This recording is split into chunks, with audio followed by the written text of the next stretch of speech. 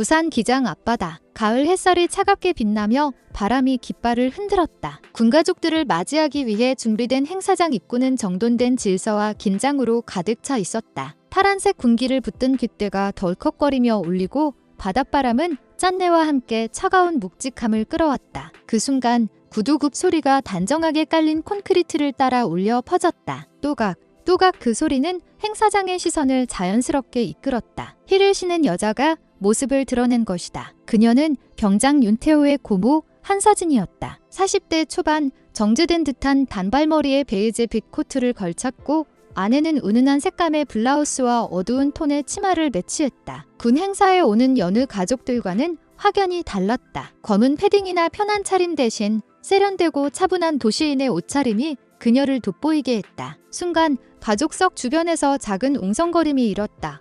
누구야 저분? 장교 출신 아니야? 속삭임은 곧 시선이 되어 몰려왔다. 그리고 그 시선은 호기심과 불편함, 미묘한 경계가 섞인 색깔을 띠고 있었다. 서진은 그 모든 시선을 무심하게 흘려보내듯 걸음을 옮겼다. 군 복장을 한 조카를 찾고 그의 눈빛을 확인하는 게 목적이었다. 태호는 입술을 굳게 다물고 있었다. 어딘가 위축된 모습이었으나 고모를 본 순간 살짝 안도하는 기색이 스쳤다. 그녀는 짧게 고개를 끄덕이며 그에게 괜찮다는 신호를 보냈다. 그러나 그 고요는 오래가지 않았다. 전단 예하 중대장 오상우 소령이 느릿하게 다가왔다. 단정한 제복 차림, 빛나는 계급장, 그리고 사람들 앞에 섰을 때만 드러나는 특유의 권위적 표정. 그는 시선을 군중에서 잠시 머물다가 서진에게로 고정했다. 여기는 군 공식 행사입니다. 목소리는 날카롭게 뻗어나갔다. 주위가 순간 정적에 잠겼다. 군가족의 자리에 어울리지 않는 차림,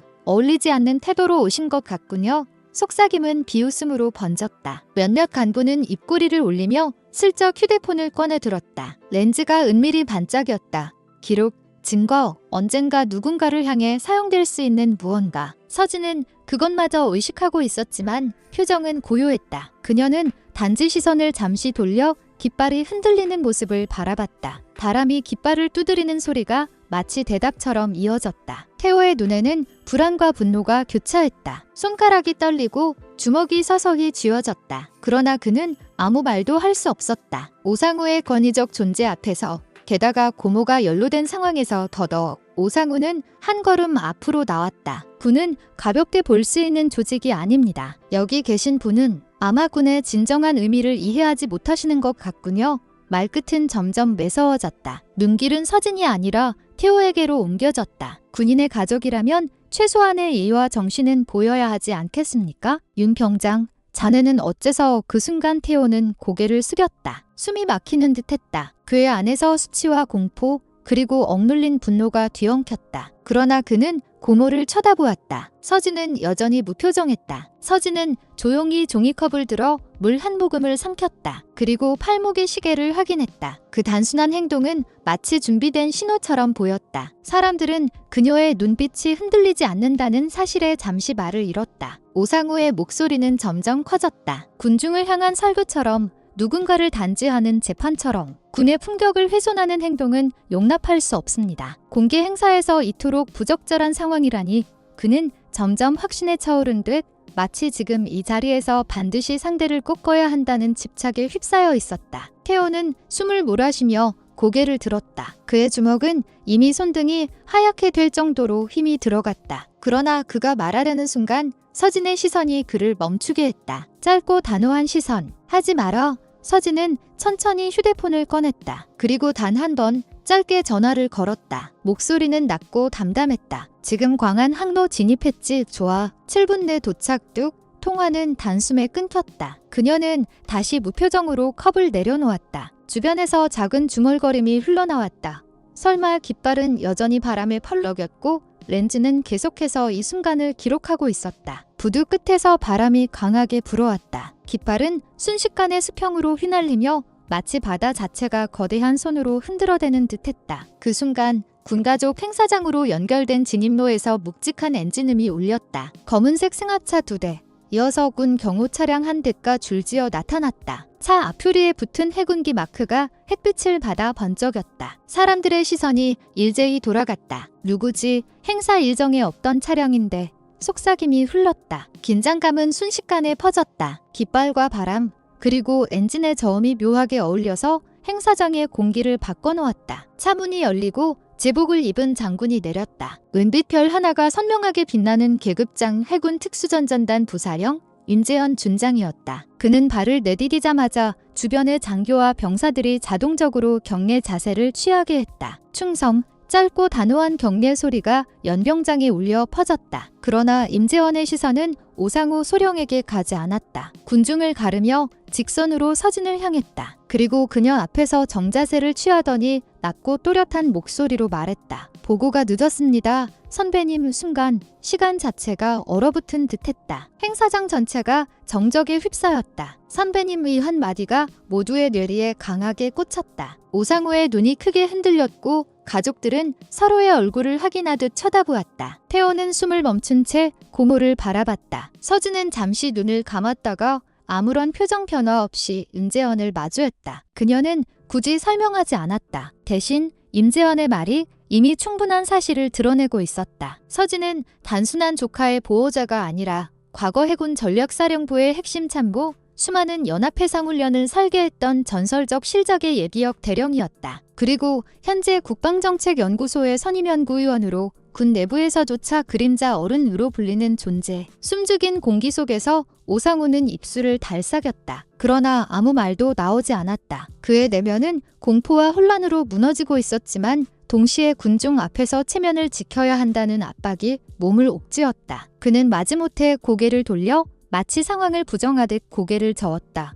이건 단순한 오해입니다. 오상우의 목소리는 떨리고 있었다. 그러나 군중은 이미 믿지 않았다. 임재현은 주위를 둘러보며 짧게 지시했다. 작전 참모, 지금부터 확인 절차에 들어간다. 휴대폰 촬영분, CCTV, 행사 공식 영상 모두 타임스탬프를 대조하라.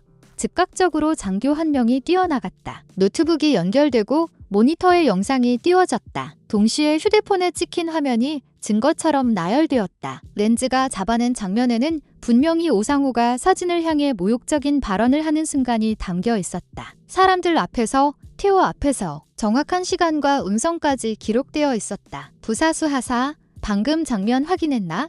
예, 확인했습니다. 병장 윤태호, 자네도 말해봐라. 사실만 말해라. 태호는 목이 메어 아무 말도 못하다가 떨리는 목소리로 겨우 뱉어냈다. 소령님께서 고모님께 그런 말씀을 하셨습니다.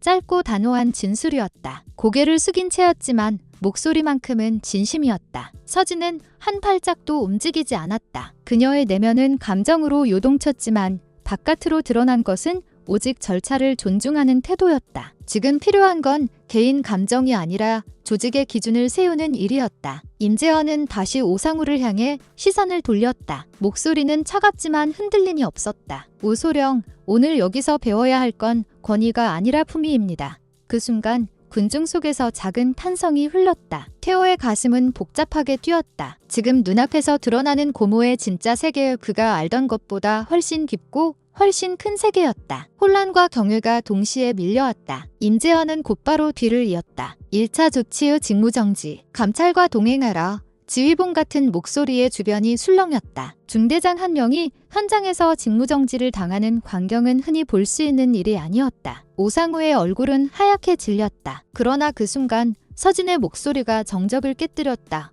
잠깐 짧은 두 음절이 바람보다 날카롭게 울려 퍼졌다. 깃발은 다시 세차게 흔들렸고 모든 이의 시선이 그녀에게로 향했다. 행사장 공기가 얼어붙은 채로 흘러가고 있었다. 서진의 잠깐이라는 한마디는 칼날처럼 긴장을 가른 뒤 누구도 쉽게 숨을 내쉴 수 없게 만들었다. 임재현 준장은 눈빛을 좁히며 서진을 바라봤다. 그는 명백히 징계를 내려 상황을 마무리할 준비가 돼 있었지만 서진의 개입은 그 단호한 흐름을 멈추게 했다. 잠시의 정적 후 서진이 천천히 입을 열었다. 즉결 징계로는 바뀌지 않습니다. 군이라는 조직이 진정으로 원하는 건 한 사람의 파멸이 아니라 다시 일어설 수 있는 교정의 기회 아닙니까? 주변에서 웅성거림이 일었다. 누군가는 봐주기냐며 속으로 비웃었고 누군가는 고개를 끄덕이며 귀 기울였다. 그러나 서진의 목소리는 흔들림이 없었다. 그녀는 다시 말을 이었다. 권위는 위에서 누르는 게 아니라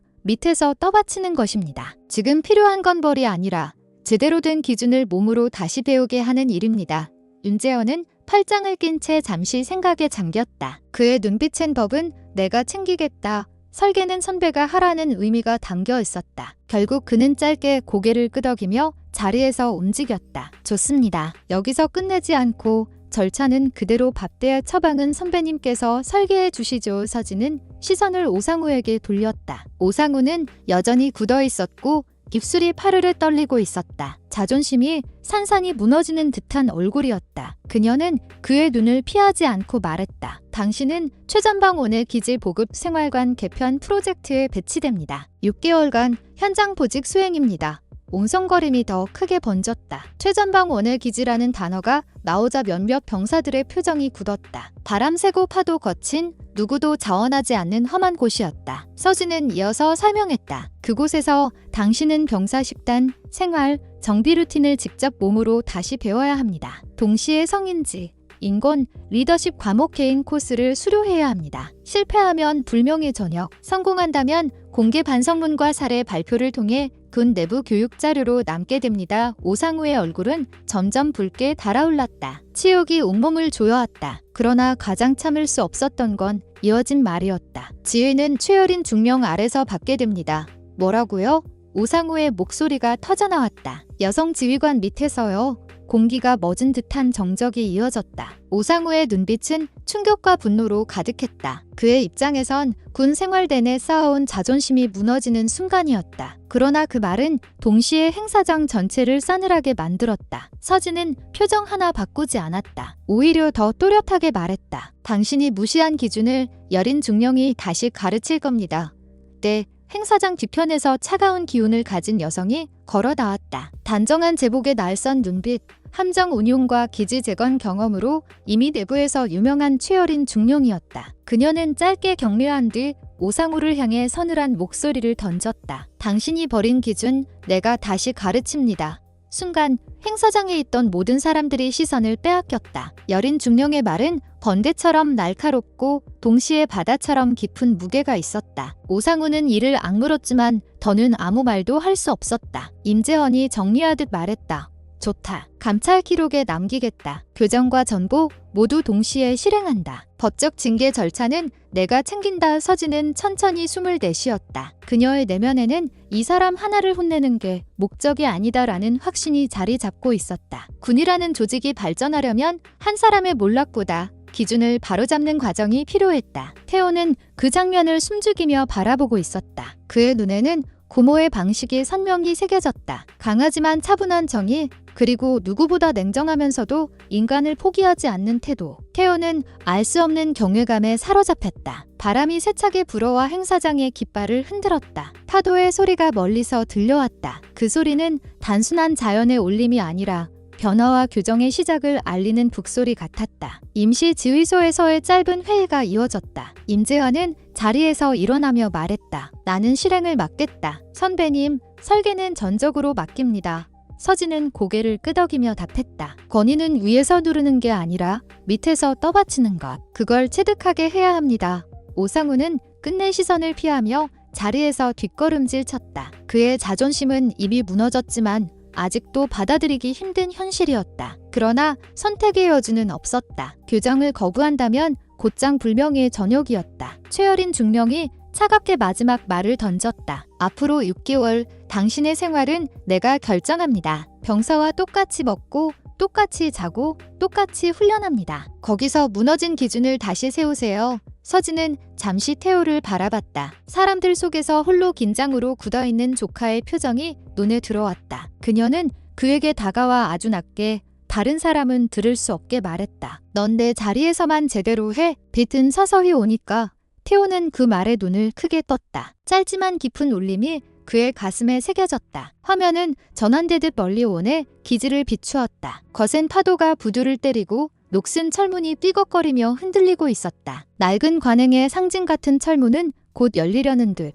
그러나 아직은 굳게 닫혀 있었다. 원의 기지는 지도에서 보면 점 하나였다. 그러나 직접 올라서면 점이 아니라 파도와 소금기와 녹의 결합체. 오래된 규정과 즉흥, 대처가 층층이 겹친 생활의 현장이라는 걸 누구나 알게 된다. 부두 난간은 바람이 불 때마다 낮게 울었고 녹슨 철문은 습기를 먹어 매일 다른 소리를 냈다. 오상우는 첫날부터 버티겠다고 마음을 다졌다. 야전 침대 위 얇은 매트, 사물함 냄새, 동일 지급된 회색 슬리퍼, 모든 것이 중대장 시절에 나를 시험하러 달려드는 듯했다. 식판도 여유가 아니었다. 장교식은 따로 없었다. 그는 병사들과 똑같이 줄을 서서 밥을 받았다. 알루미늄 모서리에서 비린 쇠맛이 돌았다. 옆에 서 있던 상병이 어색하게 받겠습니다 하고 국을 떠 주었다. 상병의 손목엔 습진 밴드가 붙어 있었고 국자 고리에 붙은 녹이 희미한 갈색을 남겼다. 오상우는 감사 인사를 삼키다 말고 입모양만 만들었다. 고맙다라는 말이 낯설게 느껴졌기 때문이다. 최여린 중령은 첫 브리핑에서 짧게 말했다. 여긴 말이 아니라 수치로 확인합니다. 생활, 보급, 정비, 복무문화 넷을 몸으로 다시 배우십시오. 오늘부터 새 구역은 당신 책임입니다. 보급창, 취사장, 생활관 A동, 여리는 피드백 카드를 건넸다. 손바닥만 한 카드였다. 앞면에 세 줄이 박혀 있었다. 명령 아닌 설명, 처벌 아닌 교정, 감시 아닌 신뢰에 그는 고개를 끄덕였지만 속으론 반사적으로 반박이 올라왔다. 설명은 느리다. 규정은 부드럽다. 신뢰는 허점이다. 그러나 카드 아래에 붙은 작은 문구가 그의 눈을 멈춰 세웠다. 다른 것은 길지 못하다. 그는 카드를 접어 가슴 포켓에 넣었다. 두꺼운 제복 안쪽에서 종이의 각이 심장 박동에 맞춰 미세하게 흔들렸다. 차추는 물자 목록부터 엉켰다. 보급창의 목록과 실제 재고가 맞지 않았다. 있다라고 표시된 부품이 없고 없다라고 표기된 공구가 박스 밑에서 나왔다. 기록부터 바로잡겠습니다. 그는 말했지만 정작 어떻게를 몰랐다. 그때 취사병 일병이 조심스레 말했다. 소령님, 야간에 팔레트 풀면 박스 배치 좀 바꾸면 어떨까요? 오상우는 무의식적으로 그건 너희가 라고 했다가 여린이 옆에서 카드를 한번 두드리는 소리를 들었다. 그는 말을 삼키고 다시 물었다. 왜 그게 낫지 네가 보기엔? 설명을 청하는 어투가 입안에서 낯설게 굴렀다. 폭우가 쏟아지던 셋째 주 수요일, 취사장 화기가 말썽을 부렸다. 빗방울이 지붕 틈으로 새어들어와 가스 불꽃이 간헐적으로 꺼졌다 살아났다. 취사병들이 우비를 덮고 허둥지둥 움직였다. 인원 부족합니다. 누군가 외쳤다. 오상우가 망설임 없이 선 들었다. 내가 들어가겠다. 비에 젖은 슬리퍼는 물을 머금어 쩍 소리를 냈고 바닥에 기름물은 매끄럽게 그의 발목을 미끄러뜨렸다. 냄비에 수증기와 빗줄기가 얽혀 시야가 뿌해졌다. 그는 젖은 행주로 조리대 모서리를 훑고등으로 도마를 눌러 고정한 뒤 채칼을 잡았다. 칼 각도 이렇게 하십시오. 취사병이 소리치자 그는 그대로 배웠다. 명령 아닌 설명의 자리에서 설명을 듣는 사람이 됐다. 불길은 다시 안정됐고 그는 팔뚝으로 땅과 빗물을 함께 훔쳤다. 슬리퍼 속은 이미 서늘한 물로 가득 차 있었다. 그날 밤 야간 순찰에 나섰을 때였다. 바람은 낮보다 더 매서웠고 경계등은 소금기를 머금고 감박였다. 철문이 으드득 울었다. 순찰 동행하던 병장이 조심스럽게 물었다. 소령님, 오늘은 그냥 오상우 선임이면 안 됩니까? 그는 걸음을 멈췄다. 계급의 높이를 내리라는 말이었다. 입안이 말랐다. 그는 어색한 미소를 겨우 지어 보였다. 좋다. 오늘은 선임으로 하자. 단어 하나가 내려왔는데 바람 한 줌이 걸렸다가 빠져나가는 만큼의 시간이 걸렸다. 병장은 그 미소를 보고 조금 웃었다. 고맙습니다, 선임. 멀리서 파도가 두 번 돌을 때렸다. 넷째 주부터 변화가 작게 그러나 체감되게 움직였다. 식단표를 다시 짰다. 탄수화물 비중을 낮추고 단백질 섭취를 훈련 스케줄과 맞췄다. 고기 배급이 어려운 날엔 두부와 계란, 통조림 콩으로 빈자리를 메웠다. 맛없다는 말이 나오지 않게 조리 시간을 조정해 밥알 수분을 잡았다. 취사장과 식당 사이 동선을 갖고 국통의 열손실을 줄였다. 식탁 배치를 바꾸니 붐비는 시간이 8분 단축됐다. 그는 표로 만들었다. 변화 전과 후. 여리는 아무 말 없이 고개를 끄덕이더니 카드 뒷면에 체크 하나를 그었다. 설명 충분. 샤워 동선은 오래된 관행의 유충지였다. 줄을 선다. 늦는 사람은 욕을 먹는다. 샴푸는 늘 모자란다. 그는 벽에 사다리를 걸고 천장 덕트를 열었다. 습기 흐름이 한쪽 모서리로 몰려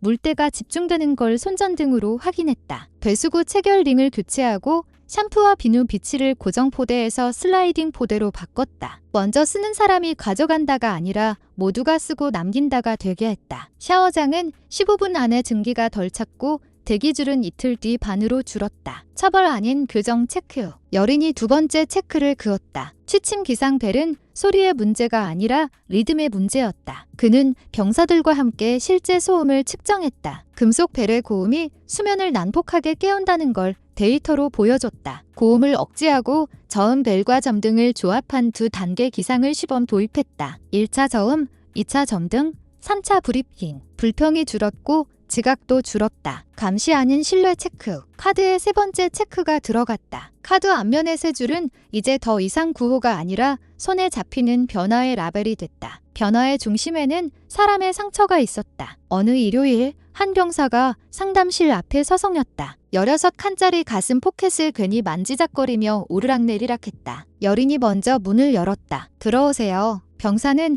어머니 간병 문제를 입술 사이로 조금씩 흘렸다. 휴가를 맞춰야 했지만 조편성이 꼬여 손이 부족했다. 누가 대신 들어가면 그 사람에게 미안했고 혼자서 끙끙댔다. 여린은 근무표를 바닥에 펴고 전펜으로 칸들을 연결했다. 여기 2시간 내가 비워줄 수 있어요.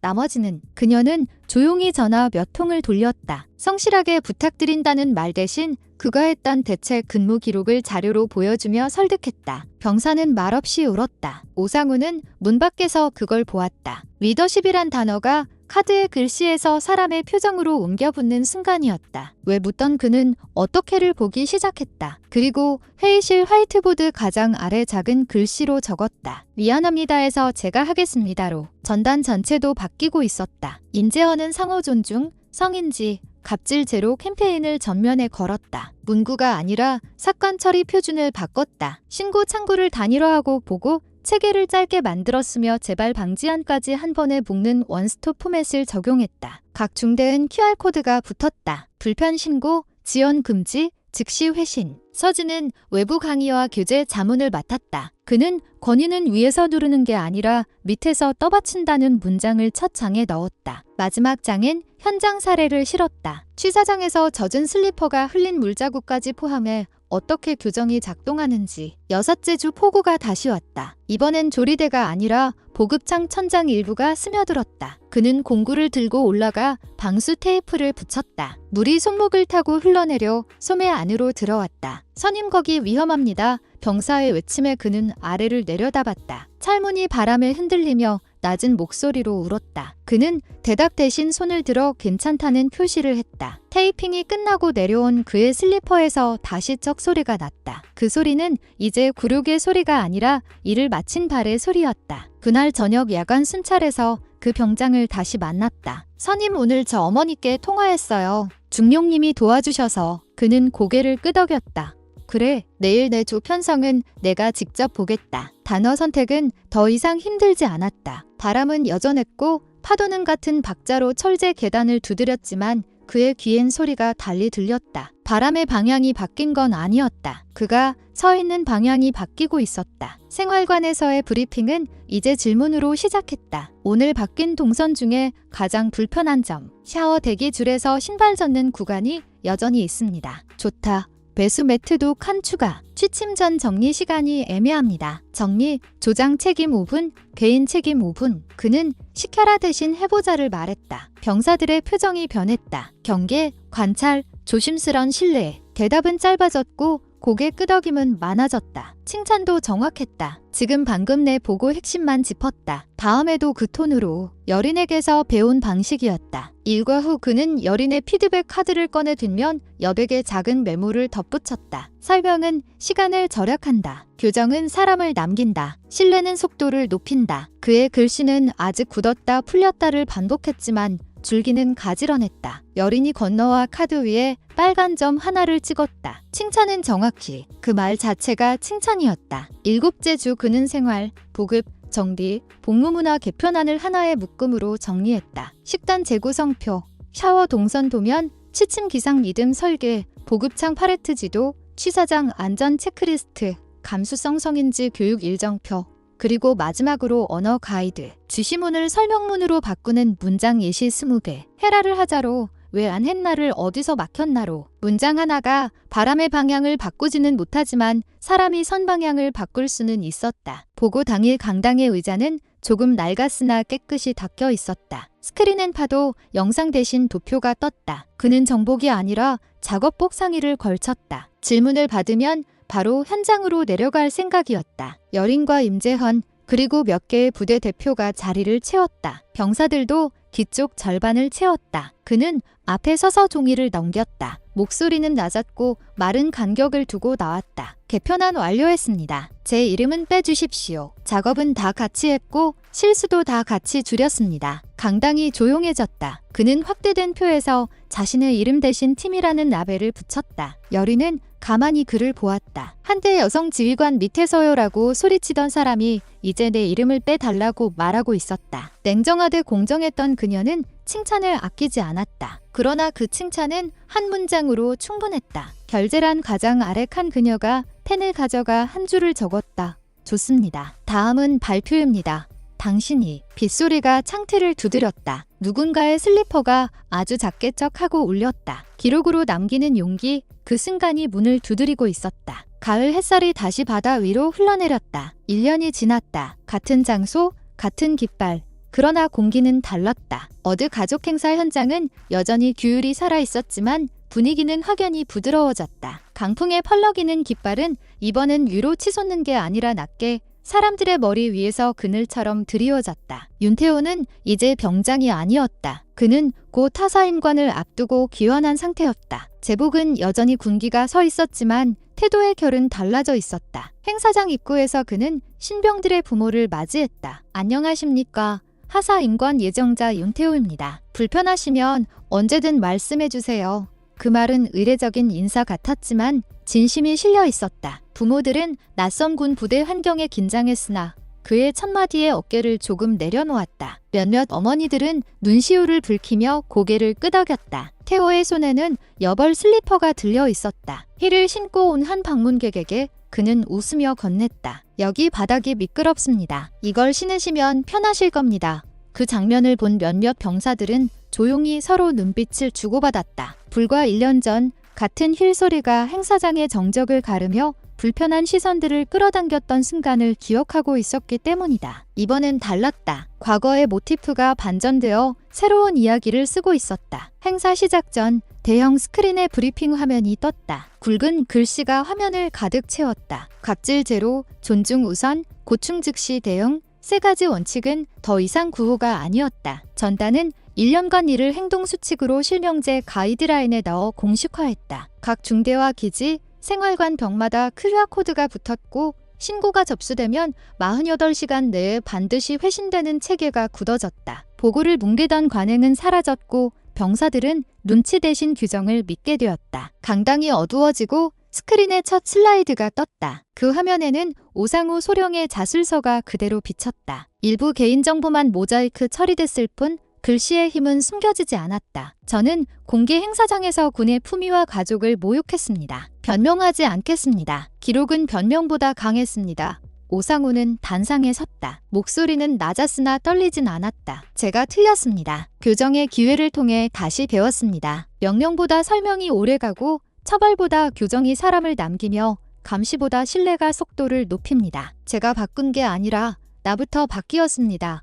병사들이 숨죽이고 듣고 있었다. 그의 말이 끝날 때 강당의 공기는 이상할 정도로 고요했다. 그 고요는 외면이 아니라 수용의 징후였다. 뒤편의 스크린에는 생활 개선 매뉴얼, 식단 개편표, 동선 도면, 피드백 카드 이미지가 순서대로 떠올랐다. 그것들은 이제 하나의 사례 발표로 군 교육교환 1번에 등록되었다. 뒤편 조용히 서 있는 사람이 있었다. 한서진. 그녀는 이번에도 화려하지 않은 옷차림, 담백한 표정으로 자리를 지키고 있었다. 그녀는 깃발이 바람에 흔들리는 모습을 가만히 지켜보았다. 한 손에는 물이 담긴 작은 컵, 물 한 모금을 삼키며 바다 냄새를 깊게 들이켰다. 곁으로 다가온 임재현 준장이 낮게 말했다. 선배님, 조직은 결국 사람으로 바뀝니다.